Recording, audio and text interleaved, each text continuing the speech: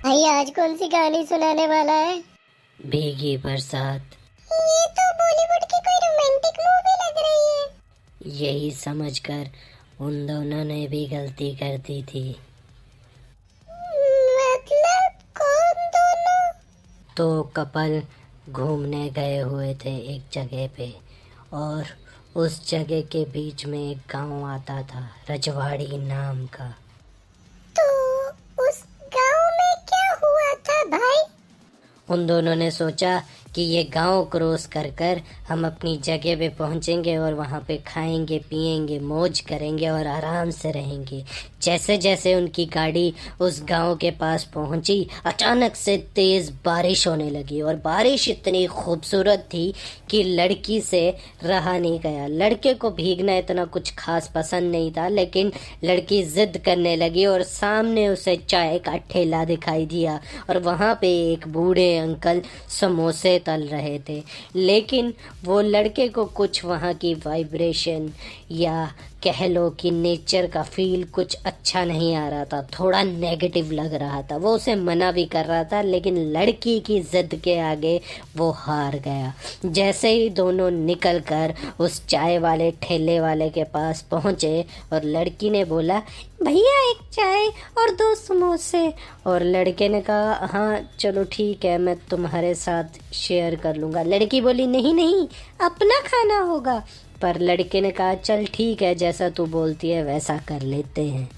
फिर उसके बाद क्या हुआ भाई? जैसे ही उस लड़के ने अंकल से चाय और समोसे लिए, तो अंकल के हाथ के साथ उस लड़के का हाथ टच हुआ, और अंकल का हाथ बहुत ठंडा था। तो उसे समझ में नहीं आया कि अभी चाय बना रहे थे, समोसे भी तल रहे थे, तो उसकी गर्माहट से इनका हाथ बर्फ जैसा ठंडा कैसे हो सकता है।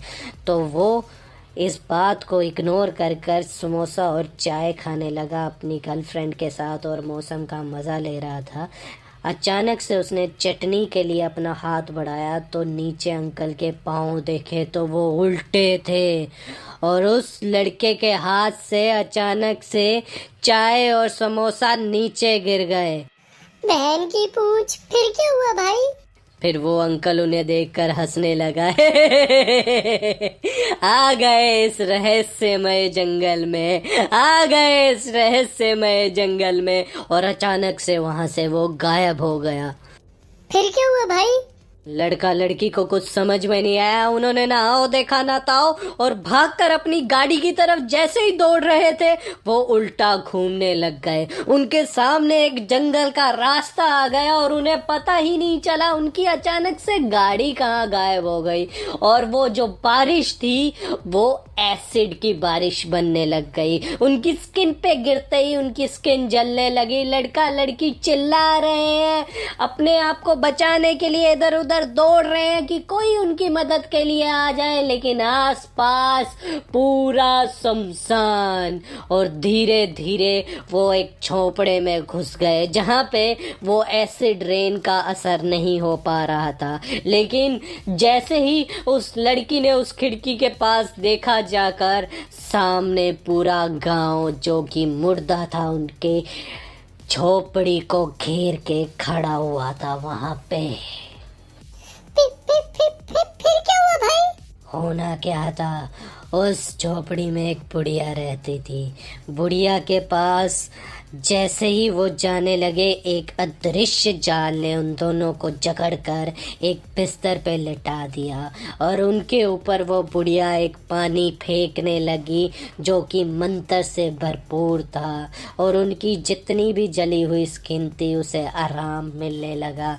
तो उन्होंने पूछा कि ये क्या कर रहे हो आप हमें मारना चाहती हो? आंटी आप हमें छोड़ दो, हम यहाँ पे फिर कभी नहीं आएंगे, हम किसी को तंग नहीं करेंगे, प्लीज हमें जाने दो। वो बुढ़िया बोलने लगी, शांत हो जाओ, सब बताती हूँ तुम्हें मैं। बुढ़िया मतलब सही आंटी थी और उन्होंने उसकी जान बचा ली। आंटी ने कहा, तुम लोग घबराओ मत, लेकिन ये जो गांव है श्रापित है और ये रहस्यमयी है, और इस रहस्यमयी गुत्थी को जो सुलझाएगा वही इस गांव से जा पाएगा। मैं भी इस गांव में काफी समय से फंसी हुई हूँ। मैं तो हनुमान भगत थी, इसीलिए इस कुटिया में हूँ और बच गई अपनी तंत्र मंत्र विद्या से।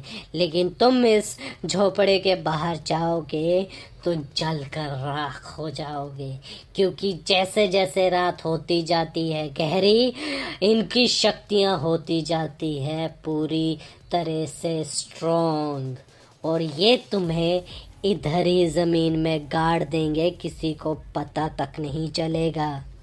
पर भाई वो सब तो ठीक है, लेकिन वो गुत्थी क्या है? गुत्थी ये है कि इंसान सबसे ज्यादा प्यार किस चीज से करता है। किस चीज से भाई? यही तो गुत्थी है। भाई मुझे कुछ समझ नहीं आया, लगता है मम्मी का फोन आ रहा है। मैं कल मिलता हूँ तुझसे। गुत्थी सुलझाओ और गांव से निकल जाओ।